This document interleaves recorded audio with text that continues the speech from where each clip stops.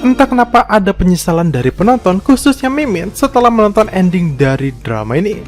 Ya mungkin karena Mimin tipikal orang yang semua butuh kejelasan ya. Sedangkan ending drama ini berakhir dengan ketidakjelasan mengenai hubungan mereka ke depannya alias menggantung. Walaupun sebelumnya Nonaha pernah mengatakan kalau kelak mereka bertemu lagi, mereka akan benar-benar saling mencintai. Tapi hal ini tidak dijelaskan di ending drama ini. Apalagi hubungan mereka hingga kini pun masih terbentur restu orang tua yang sulit untuk mereka sangkal. Jadi buat kalian yang ingin baru mulai menonton drama ini dan melihat spoiler endingnya di sini, Mimin cuma mau mengingatkan kalau kalian tipe orang yang ingin kejelasan dan belak-belakan, kalian tidak akan mendapatnya sampai akhir drama ini. Oke, sebelum kita masuk ke pembahasannya, bantu channel Mimin ini dengan cara menekan tombol subscribe-nya ya, agar Mimin tetap semangat memberikan konten-konten menarik untuk kalian semua. Gomawo. Nonaha pamit kepada para staf dewan terdekatnya. Jelas semuanya tidak rela melihat panutan mereka pergi begitu saja. Apalagi Jisuk yang memang selama ini sangat bergantung kepada Nonaha dalam pekerjaannya, yang selalu membackup masalah yang ia timbulkan. Tapi Nonaha memberikannya semangat dengan mengatakan kalau yang harusnya berterima kasih justru adalah dirinya. Karena tanpa bantuan koneksi dari Jisuk dan keluarganya, dia tidak akan bisa seperti sekarang. Dan usai mengatakan itu kepada Jisuk sebelum benar-benar pergi dari sono, sekali lagi Nonaha pamit kepada para stafnya sembari memberi semangat bahwa mereka pasti akan bisa dan sukses tanpa ada dirinya membimbing mereka lagi. Nah, kehebatan Nonaha selama bekerja juga ternyata diapresiasi pesaingnya di kantor, yakni Nona Ina yang juga merasa kehilangan Nonaha. Walau selama bekerja mereka selalu saling menjatuhkan. Walaupun Misuk berusaha menjodohkan suaminya dengan selingkuhannya Nona So dan menitipkan anaknya jika ia meninggal kelak, tapi ternyata setelah kepergian Misuk, hubungan Suho dengan Nona So justru tidak berlanjut. Hal ini karena Suho masih tidak bisa melupakan istrinya, dan juga Nona So yang malah merasa malu hati jika dia harus menikahi Suho nantinya. Namun walaupun demikian, Nona So tetap bersedia membantu Suho merawat Jimin jika dibutuhkan, dengan tetap menjaga jarak di antara keduanya. Lalu soal hubungan ayah dan ibu Nonaha, keduanya masih tetap sama, yakni pisah ranjang, tapi sepertinya keduanya sedang mencoba menjalin perasaannya untuk kedua kalinya. Dan sama seperti orang tuanya, hubungan Nonaha dan Mr. J pun benar-benar berpisah, walau masih terasa menggantung, karena sebenarnya keduanya masih saling mencintai. Nonaha yang membuka dan merintis mereknya sendiri berusaha membuat produknya dari bawah, dan ia menelpon semua relasi perusahaan yang bisa diminta bekerja sama. Namun sayang semua perusahaan tersebut menolak, karena Nonaha yang baru merintis hanya bisa memesan dalam jumlah kecil, sedangkan perusahaan-perusahaan tersebut hanya menerima pesanan dalam jumlah besar.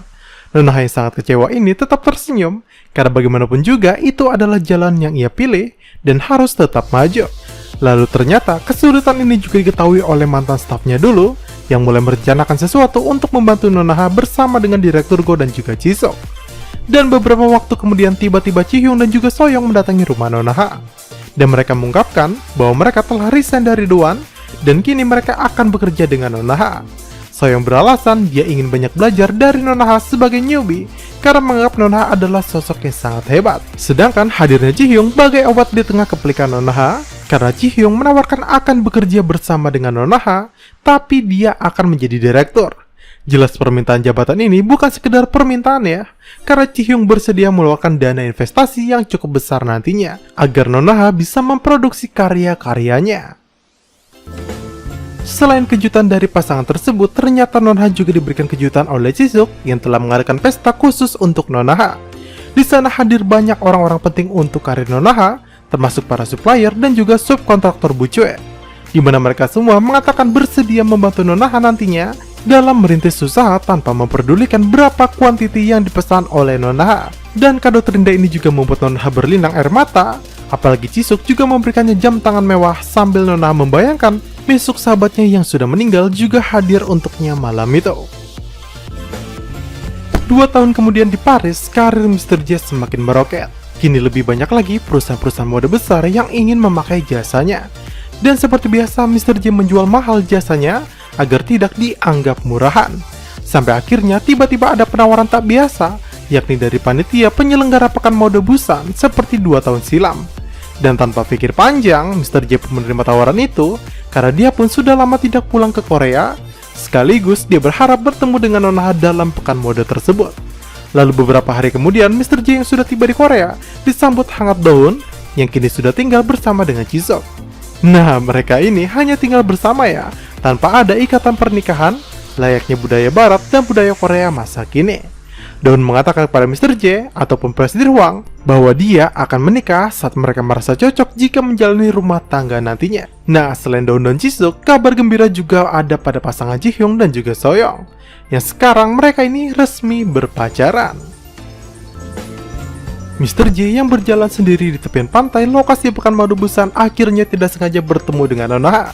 Nah, dalam pertemuan setelah sekian lama ini, baik Mr. J ataupun penonton di-prank dengan kehadiran seorang pria di sisi Nona Ha yang layaknya seorang kekasih. Tapi untunglah itu hanya rekan kerjanya dan Mr. J pun menjadi lega. Mereka berdua hanya saling tatap sambil Nona Ha memberikan narasi kalau sebenarnya sampai saat ini status mereka masih dalam proses untuk putus satu sama lain. Dan episode ini pun berakhir sampai di sini. Sekian video kita hari ini. Drama ini ditutup dengan perasaan penonton yang seakan menggantung. Tidak ada kepuasan ataupun perasaan lega dari hati kita, karena ternyata akhir dari hubungan mereka pun tidak jelas. Hubungan mereka dibilang berpacaran ya, tapi tidak dekat satu sama lain. Dibilang putus juga belum putus, dan dibilang menggantung tapi keduanya masih cinta satu sama lain. Lah, iki piye jadinya? Bingung orang teh. Tidak ada kejelasan hubungan di antara mereka. Terus sampai tua begitu aja gitu. Gimana menurut pendapat kalian mengenai ending drama ini? Tulis di kolom komentar di bawah ya. Oke, sebelum video ini jangan lupa menekan tombol like, subscribe dan nyalakan tombol lonceng notifikasinya agar kalian selalu mendapat info menarik dari channel Mimin ini. Saya Mimin, channel Mentomit. See you, sahabat Micapedia.